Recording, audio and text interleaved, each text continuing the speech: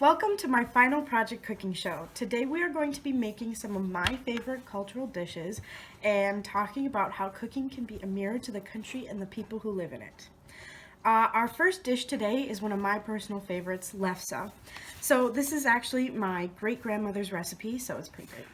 Um, so it's a cup and a half of potatoes, a half a tablespoon of oil, a half a teaspoon of salt, 2.5 tablespoons of cream, half a cup of flour, and a fourth a teaspoon of sugar. And I did half this just, to make it easier.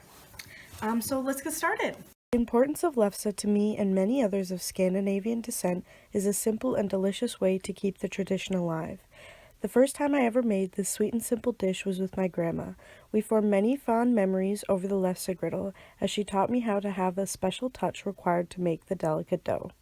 Little me hardly knew the significance, but as my love for my culture grew, it brought me closer to all my family that had made this simple sweet creation before.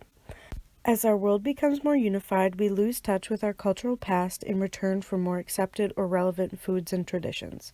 Our cultures make us unique from one another, and celebrating the differences can bring us together by finding common threads between us. It's important to remember the food that got our ancestors through and have a looking glass into the past about how they lived.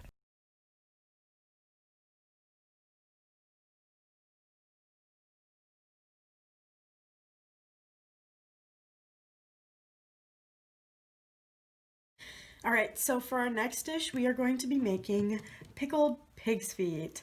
I know it looks kind of gross, but they are a very well-loved tradition.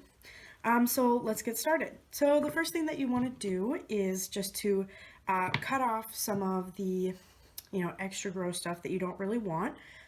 So let's go ahead and do that. All right, so we are here with our pig's feet, and we're just gonna cut off some of the extra stuff. So as you can see, there's a little bit of, kind of grossness. We just wanna, kind of cut that out the best that we can so it looks like something we would like to eat. All right, so now that we have our pig's feet all kind of nice and cleaned up, got all the extra hair and bruises off, we are going to boil it for at least 4 hours. It takes quite a long time. And then we're going to put it in a salt brine in jars. So my family does about 2 tablespoons of salt for 6 cups of water into a big mason jar. And then we're just going to put that in the fridge and let it sit for 24 hours, and then you're good to go. Although a hard thing to find in the cities, I do enjoy this strange but delectable dish. What I find more interesting, though, is that the food even exists. Like many others, my family came from poor farmers that needed to utilize everything the animal had to offer them. With its sometimes gritty texture, this food mirrors the grit that my family and many others had to have to get through hard times and manage to make a well-loved food in the process. Many other cultures have a similar recipe of pig's feet, including Southern America, Mexico, China, and Italy. The necessity of this food did not stop many cultures from enjoying what they had in life and making the best out of a not-so-great situation. My next favorite Scandinavian food is head cheese.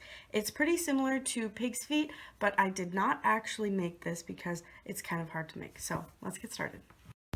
Head cheese is traditionally made with pig's head and put into a cheese block or something similar to that and forms a gelatin by itself and can be sliced sort of like lunch meat.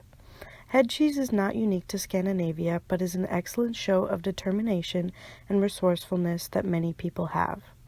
This food is more or less the leftovers that no one wants to eat, but still, you can find a recipe in every continent of the world. The food that may seem gross now reflects the perseverance of people. Finding beauty in good-tasting food reflects a sense of hope when all you have is leftovers no one wants. Eating head cheese and other struggle foods reminds us that hope is never truly gone, and it never will be. Hope will always be a common thread between every human being that will live. Thank you for joining me on this episode of my final project cooking show. Today we made lefse to remind us the importance that culture has in our lives. The people we came from shape who we are today, and understanding some of what they experience can help us understand ourselves. We also made pig's feet today, a tough food that reflects the strength and perseverance of all the people who ate and made it before. Head cheese, along the same lines of food made from scraps, shows how hopeful one can be through life. The widespread use of this unique dish shows the persistence of all people. So the next time you're eating your favorite cultural dish, think about the people that have eaten it before and how food helped them to remain hopeful and positive throughout their life.